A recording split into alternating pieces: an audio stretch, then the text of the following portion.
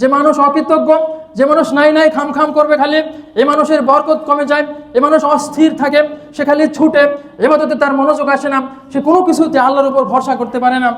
মানুষ সাধারণত দুই রকমের হয়, কৃতজ্ঞ, অকৃতজ্ঞ।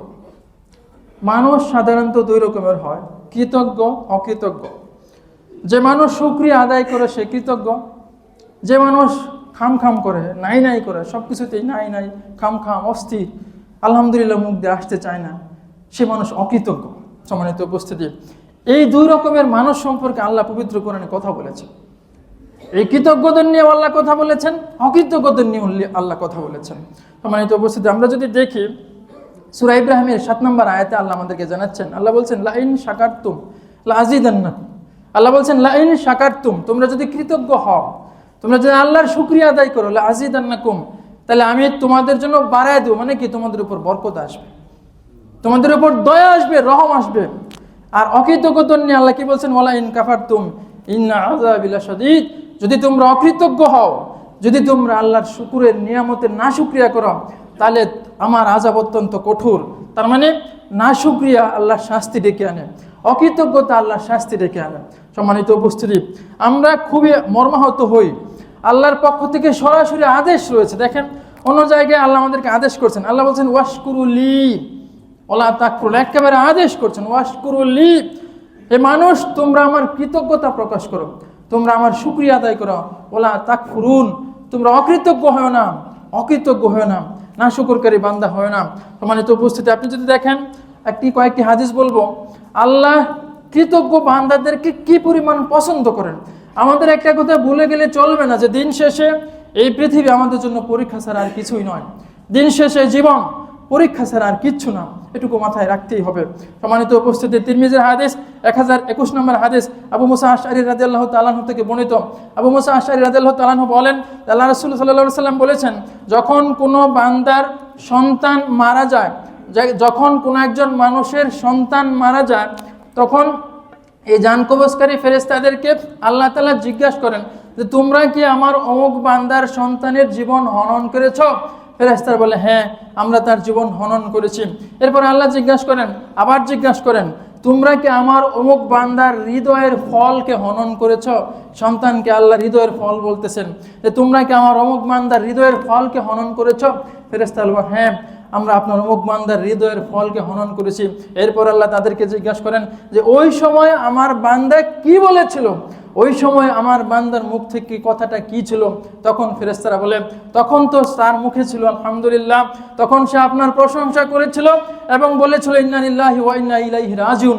তখন আল্লাহ তাআলা বলবেন, সম্মানিত উপস্থিতি, এই হাদিস থেকে প্রমাণ যে আমরা শুধু খাওয়ার পরে আলহামদুলিল্লাহ বলবো তা না, খালি ভালো কাজ, ভালো কিছু একটা পেলাম এটার পরে আলহামদুলিল্লাহ বলবো তা না।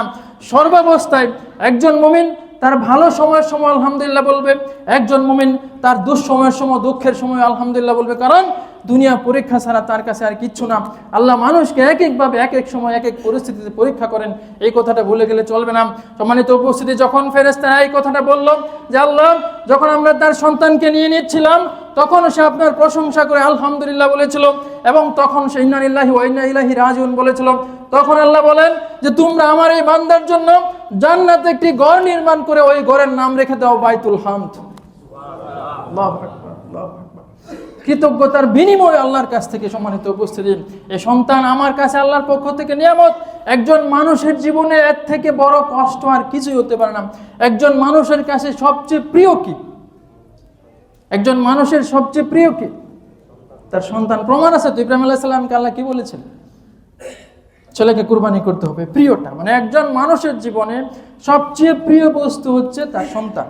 তো এর থেকে হারানো, এর থেকে বড় কষ্ট তো আর কিছু হতে পারে না। আপনি আপনার মেয়ের জন্য ঈদে জামা কিনতে পারেন, এটা কোনো কষ্টই না, আপনি তো সুস্থ আছেন। সম্মানিত উপস্থিতি, হয়তো ছোট ছোট বিষয় নিয়ে আমরা মন খারাপ করে আল্লাহর অস্বীকার করি, আল্লাহ না শুকরিয়া করি। সম্মানিত উপস্থিতি, আল্লাহ বলছেন, দেখেন যখন এই লোকটা এই কথাটা বলে, আল্লাহ বলছে তুমি আমার এই বান্দার জন্য, তোমরা আমার এই বান্দার জন্য জান্নাতে একটি ঘর নির্মাণ করো এবং এই ঘরের নাম রাখো বাইতুল হামদ। সম্মানিত উপস্থিতি, আনাস রাদিয়াল্লাহু তাআলা আনহু থেকে আরেকটি সহিহ হাদিস, আনাস রাদিয়াল্লাহু তাআলা আনহু বলেন যে আল্লাহ রাসূল সাল্লাল্লাহু আলাইহি সাল্লাম বলেছেন যে আল্লাহ তখন খুবই খুশি হন, আল্লাহ তখন খুবই খুশি হন, আল্লাহ তখন খুবই খুশি হন যখন একজন মানুষ কোনো কিছু খাওয়ার পরে আলহামদুলিল্লাহ বলে, এবং যখন একজন মানুষ কোনো কিছু পানাহার করার পরে আলহামদুলিল্লাহ বলে। সম্মানিত উপস্থিতি, আলহামদুলিল্লাহ শুধু মুখ থেকে একটা শব্দ নয়, আলহামদুলিল্লাহ চামড়ার মুখ দিয়ে বলে দিলাম আলহামদুলিল্লাহ, কেমন আছেন, আছি মোটামুটি আছি, দেখ যেভাবে আছে আলহামদুলিল্লাহ, এইটার নাম আলহামদুলিল্লাহ নয়। আলহামদুলিল্লাহ চামড়ার মুখের শব্দ না, আলহামদুলিল্লাহ কি?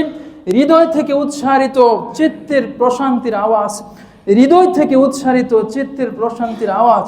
আল্লাহ আপনাকে অনেক কিছু দিয়েছেন, আপনি হৃদয় থেকে আল্লাহর প্রতি কৃতজ্ঞ, শুকরিয়া, আপনার ভিতর থেকে যখন এই শব্দটা আসে তখন সেটা হয় আলহামদুলিল্লাহ। এই চামড়ার মুখ দিয়ে বললাম, এটা হয়তো বলা হলো, কিন্তু ভিতর থেকে না আসলে সেটা ওরকম ভাবে হয় না। অকৃতজ্ঞ মানুষের সমস্যা হচ্ছে বরকত কমে যায়। যে মানুষ অকৃতজ্ঞ, যে মানুষ নাই নাই খাম খাম করবে খালি, এই মানুষের বরকত কমে যায়। এ মানুষ অস্থির থাকে, সে খালি ছুটে, এবাদতে তার মনোযোগ আসে না, সে কোনো কিছুতে আল্লাহর উপর ভরসা করতে পারে না। সম্মানিত উপস্থিতি, জীবনের স্বাদ কমে যায়, লাইফের শান্তি যে একটা বিষয় রয়েছে এটাই কমে যায়। আমাদের মা বোন যারা রয়েছেন, বিশেষ করে দোতলায় মা বোন যারা রয়েছেন, আপনাদের উদ্দেশ্যে বলতেছি, মানে যে মানুষ অকৃতজ্ঞ হয় এই মানুষের বরকত কমে যায়, এটা একটু মাথায় আমাদের রাখতে হবে। মানে তো উপস্থিতি, এরপরে আমরা যে কথা বলবো, অন্য যে বিষয়, আল্লাহ আমরা ইসলাম শিখিয়েছে যে আমরা কিভাবে কৃতজ্ঞ শুকরকারী বান্দা কিভাবে হতে পারে, ইসলাম আমাদেরকে শিখিয়েছেন। ইসলাম শুধু বলেন এটা করো, ইসলাম দেখে দেয় এইভাবে করো। সম্মানিত উপস্থিতি, একজন মুসলিম ইসলাম কিভাবে শেখায় দেখেন, একজন মুসলিম কিভাবে কৃতজ্ঞ বান্দা হবে, একজন মুসলিম কিভাবে শুকরকারী বান্দা হবে। আমরা যখন ঘুম থেকে উঠি, আল্লাহ রাসূল আমাদেরকে শিখিয়েছেন, তোমরা ঘুম থেকে ওঠার সময় বলবে আলহামদুলিল্লাহিল্লাযী আহইয়ানা বা'দা মা আমাতানা ওয়া ইলাইহিন নুশুর।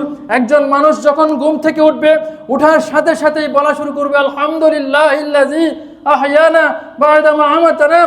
আলহামদুলিল্লাহ, সমস্ত প্রশংসা সেই রাব্বুল আলামিনের জন্য, যিনি আমাকে আবার জীবিত করেছেন, এই ঘুম নামক মৃত্যু থেকে আবার আমাকে জীবিত করেছেন। ওয়া ইলাইহিন নুশুর, এবং তার কাছেই তো আমাকে আবার ফিরে যেতে হবে।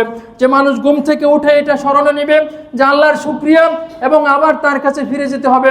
সম্মানিত উপস্থিতি, যদি একজন মানুষ দিনের বেলায় তার এই কৃতজ্ঞতা যদি স্মরণ করেন, আজকে সারাদিন কি কি নিয়ামত সে পেল, এটা যদি একজন মানুষ স্মরণ করেন, সারাদিন সে যদি মনে করে যে আমি তো সুস্থ আছি, এটা তো একটা বিরাট বড় নিয়ামত, আমি তো বেঁচে আছি, এটা তো একটা বিরাট বড় নিয়ামত, আমার তো পরিবার রয়েছে, আমার স্ত্রী রয়েছে, সন্তান রয়েছে। পৃথিবীতে অনেক মানুষ আছে তাদের স্ত্রী নাই, সন্তান নাই, এই মায়ার বন্ধন ভালোবাসা নাই।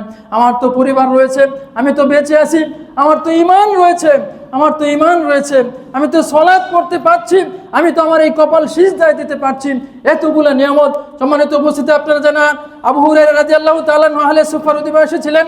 আবু হুরায়রা রাদিয়াল্লাহু তাআলা আনহুর মতো অনেকেই তারা পেটে পাথর বেঁধে রাখতো, এমন অনেক দিন তাদের গিয়েছে খাবার ছিল না, পেটে পাথর বেঁধে রাখতো, কিন্তু তবুও তারা বলতো আলহামদুলিল্লাহ, আল্লাহ তো আমাদেরকে ঈমানের উপর রেখেছেন, আলহামদুলিল্লাহ, আল্লাহ তো আমাদেরকে ইসলামের উপর রেখেছেন।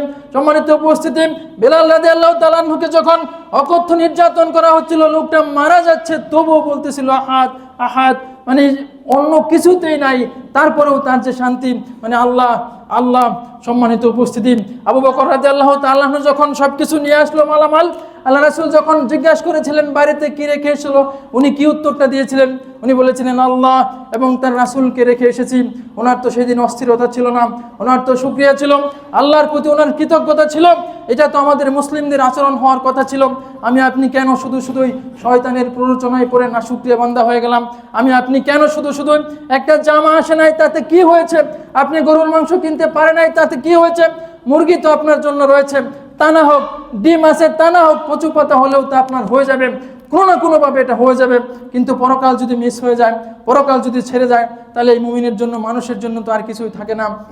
সম্মানিত উপস্থিতি, পরিস্থিতি যাই হোক, কালকে ঈদ, আমরা কোনো এই ছোটোখাটো বিষয় নিয়ে, বিশেষ করে সবচেয়ে গুরুত্বপূর্ণ আরেকটা, আল্লাহ রাসূল সাল্লাল্লাহু আলাইহি ওয়াসাল্লাম বলেছেন, যে মানুষ মানুষের কৃতজ্ঞতা প্রকাশ করে না, সে মানুষ আল্লাহর কৃতজ্ঞতাও প্রকাশ করে না। যে মানুষ মানুষের কৃতজ্ঞতা প্রকাশ করে না, সে মানুষ আল্লাহর কৃতজ্ঞতাও প্রকাশ করে না। মানুষ কেউ যদি আপনার জন্য ভালো কিছু করে, উপকার করে, আপনি তাকে ধন্যবাদ, থ্যাংক ইউ দিন। ইসলামিক রীতি হচ্ছে আপনি তাকে বলেন জাযাকাল্লাহু খাইরান, এটা একই সাথে দোয়া, একই সাথে তার কৃতজ্ঞতা প্রকাশ, আল্লাহ তোমার ভালো করুক। সম্মানিত উপস্থিতি, আমাদের মহিলা মারা যখন রান্না করেন, একবারে রান্না হয়তো খারাপ হয়, একবারে রান্না খারাপ হয়, আমরা তাদের ধমক টমক শুরু করি। আমাদের তো এটা মাথায় রাখা ছিল, 3 বার রান্না করে একটু 19-20 হতেই পারে। আমি যদি বলতাম আলহামদুলিল্লাহ আলহামদুলিল্লাহ, তুমি যা করেছো এটা অনেক ভালো।